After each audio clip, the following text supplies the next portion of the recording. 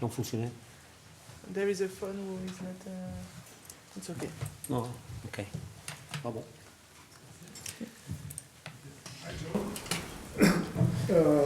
Is it a very good result today for Lyon when we see the second half?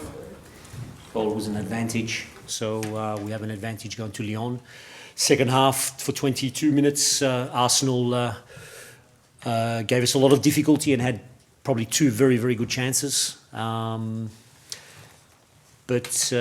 I'm not sure there are many people that come to this iconic stadium against the big team, a very good team with 40,000 people, and expecting not to suffer a little bit. We suffered, and in the end, it balanced itself out. Hi Joe. I think like most teams, good teams even leave spaces somewhere, and I think if you watch Arsenal a lot, the left back space is a space they kind of leave quite a bit. Was that something you targeted in the first half, or am I overthinking it? When you have a player like Diani, things are just going to happen on that side. Tim, your tactical awareness always seems to surprise me because we knew Katie McCabe would be probably one that would advance a little bit more, and we left. You know me well, though. You know my little bits and pieces. Look, I told Kadi to stay a little bit higher in the situation, and then we saw after about 16, 17 minutes that Katie wasn't going forward, and that's where we found a lot more space in midfield. Look, with a team like Arsenal that they create a lot of overloads, especially in wide areas, we have to make sure that there's a little bit of patience, and you've got to give them the ball a little bit, and then sort of look at the second phase as closing spaces and then go. So that was a little bit of the game plan. And it's not going to be the game plan next week, so don't tell Renee. Hi Joe. Well done on your win today. Obviously your side showed a very strong performance against Arsenal, but how does it feel to be back at the Emirates and back at your old club? I had 4 wonderful years here and made a lot of friends, and it's an iconic club. It was. I had to keep it professional. But I'm just astounded at 40,000 people at the Emirates. A beautiful game of football, a spectacle. That's what I'm so pleased about. I'm so pleased that since I left, that there's been 3-4 years of just amazing growth, and that to me gives me pleasure to see this iconic club at the top level, competing for trophies, competing for the best, and playing the brand of football in front of 40,000 people. Hi Joe. You feel shaved. Yeah, hope you're doing well. And I was just going to ask, going off the quarterfinals and just your coaching in general, it doesn't strike me that you'd kind of go into the second leg just looking to hold onto the lead. I know you said to Tim you won't set up the exact same way, but I guess it would be fair to assume you'd still go to win the game. We have to win the game. And for people that know me, I'm a little bit expansive at times too. I want to have the ball a lot. Again, it's going to be at this level when it's knockout, when there's a lot of emotion involved, when there's sometimes tactics thrown out the window because it is emotional. There's a lot of players focusing for 95 minutes. It's not easy. It's not easy keeping your shape, keeping your space. So I think at this level, it's managing those moments of madness. I mean, there was a lot of discussion yesterday, especially from the French media, about Lyon, Manchester United the other night. I mean, I didn't see tactics there. I just saw two teams just going at it, punch for punch, and just was thrown out the window. It was just emotion. And that's what this team, Lyon, has the ability to do. They can contain the emotion when things get a little bit out of whack, and that's the important thing.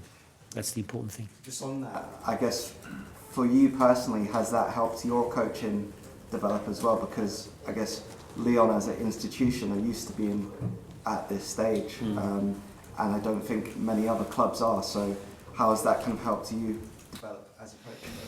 A lot. Probably more on the leadership areas, more on the ability to understand big personalities and managing those persons. So my leadership is definitely, I think developed for good. But remember, I was 3 years at Juventus, and it was a different beast altogether. Where we'd come as the team that was 33rd in Europe to sort of compete at the top level, and that was a different sort of scenario. So all the experiences I've been fortunate enough to have given me little snippets of what to use to develop as a leader. What you were saying from there, does it take a while for teams to build up that experience to succeed in European competition? To knock on the door? Experience. Subs have got Yeah. to make a competitive league, but they haven't done so yet. Playing these games, I'm sure now Renee has experience in understanding a team that is at the top, dominating for 20 minutes, not scoring, then the game gets out of hand a little bit. So it's just experience. I don't want to say I've seen it all before, but I've seen these moments. All those I won't say it in Australian. Those finals against Chelsea that we lost in the Conti Cup and the FA Cup, all the bloody games they'd get away from me, and I couldn't work it out. I learnt those little bits and pieces, what to not worry about, what to not get emotional about, and what to grow. And that obviously festers in your players too. Your players get to understand those moments too. It's the experience of moments. It's the experience. And with that experience, I mean, there's a lot of noise back in Australia about you possibly being next Matilda's coach. Is it easier to block all that out while you're focusing on this? Is it? Matilda's coach.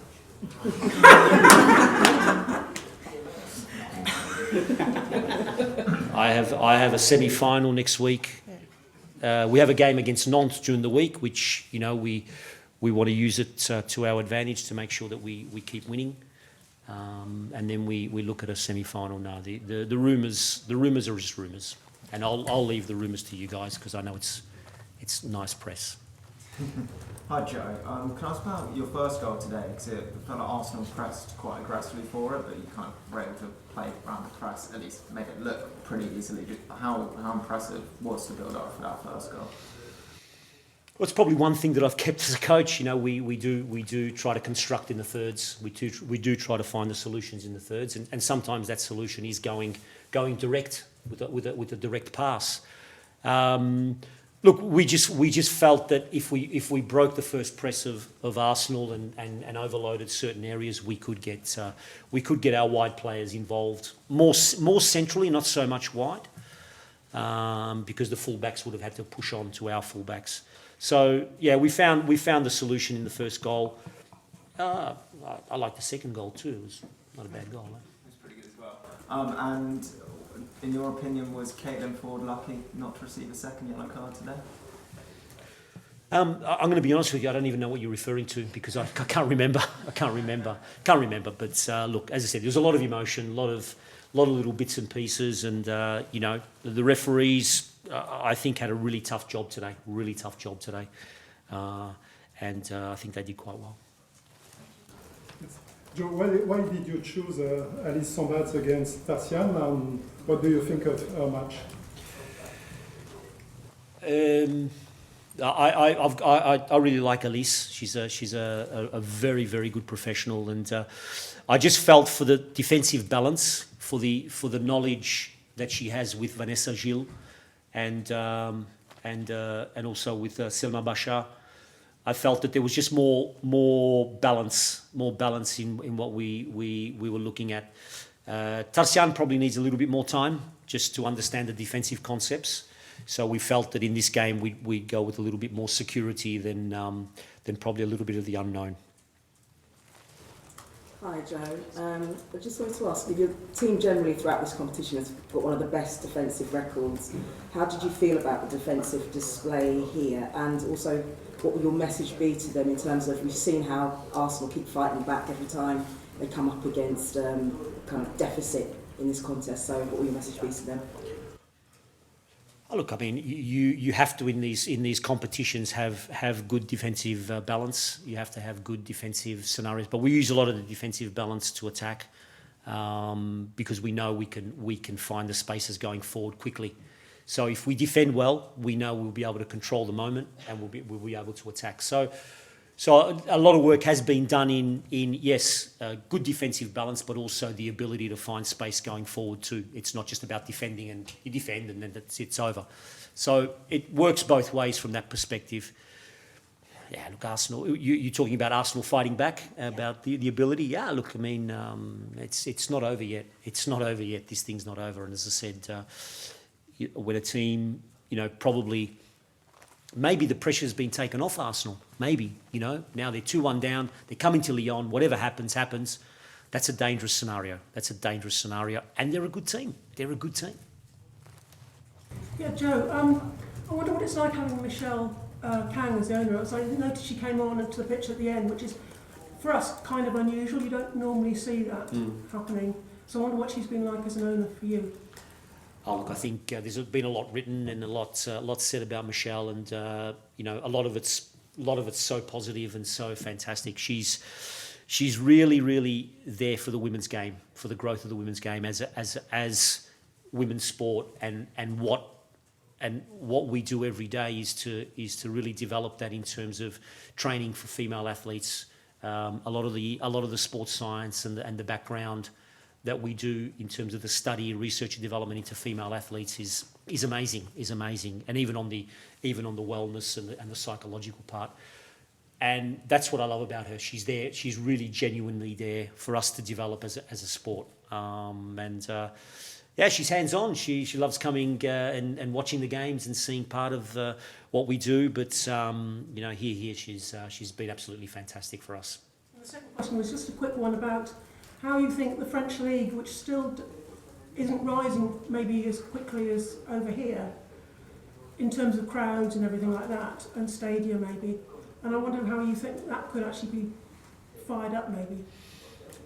I'm not an expert in how we can develop commercially and from a marketing perspective. I think one of the big advantages of the French league is that there's and France in general in football, both male and female, is an exporter and a developer of talent. So I think one of the really exciting things that I've seen is there's a lot of young talent that are being given opportunities in D1. A lot of clubs rely on that because they obviously don't have the resources and the means. So you're getting players that are 18, 19, 20 that have already played 30, 40, 50 games in D1, by the time they're 20. I think that's an advantage. It's probably a direction they need to take. But from the marketing side, to bring crowds like these scenarios, it's probably something I'm not sure what to do. Always the image of the game seems to be the one that I go back to. How does it look on television? How is it presented? How is it sold? I think, and like I've always said, the football has to be the winner. If the football's of high quality and the performances of high quality and there's a spectacle and good theatre, people will come and watch. Did they get them to bring their dogs along last week or something? Did I read? Yeah, we have a major sponsor who is very important to us that's come up with this idea of bringing the dogs along to the stadium. We got a bigger crowd, no? Because there was 90 dogs, so it was 4,090 or 5,090 or something like that. Look, they're initiatives. I think there's a couple of really simple things in terms of scheduling the time that you schedule games. We play a lot of games at 9 o'clock at night. On a Sunday night, it's pretty hard for a family to come and watch a game. So there are some little things, but I don't want to get into the politics of all that because it's not my forte. Hi, Joe. Are you expecting Wendie Renard to be fully fit for the next leg? Yeah, look, we'll monitor Wendie this week and see how she goes. We had to err on the safe. I think it was probably too much of a risk today to take. But I feel that that there's been a lot of development over the last couple of days, which has been fantastic. And we'll assess it. And I'll be honest. I hope so. Yeah. To last question. Hi, Joe. Ed Hegerberg comes off the bench, obviously, just after Arsenal scored that penalty. I mean, having a player of her experience, the involvement for the second goal, thinks he drags Lee Williams in kind of that position, which creates that space for Melty to obviously run into. I mean, to have a player of her experience to be able to come off the bench and make a difference in that moment, it feels a little bit like a luxury, I guess. Yeah, it's one of the luxuries I've got at Lyon, because we can change the moments of the game, we can change the situation of the game with the quality of talent that we're able to manage. Like I always say, you know, these games are not about the starting 11. The starting 11 give you a certain phase to go with, and then the game can take another direction, and you've got to change things. But I think the beauty of our squad is that we can manage the moments as they happen, and you know, you saw it with Arda. Arda was now stretched the line a little bit and allowed us to get out a little bit more, and you know, the second goal was all credit to some great interplay. But we're very lucky to be able to. I'm very lucky to be able to change the moments when I need to. Hi Joe. Just a quick question on the intensity of the game, and obviously now you got a midweek game against FC Nantes. So will you have to rotate because the game like today, players are really tired, and so they can't really do another one like in 3 days, and then the second leg. We'll definitely use it. We'll definitely use it to prepare players for the weekend. You know, some of the players who didn't get any minutes today, perfect. You know, we'll give them some time and get them ready for next Sunday's clash. Thank you. Thank you. Good to see you guys again. All the best.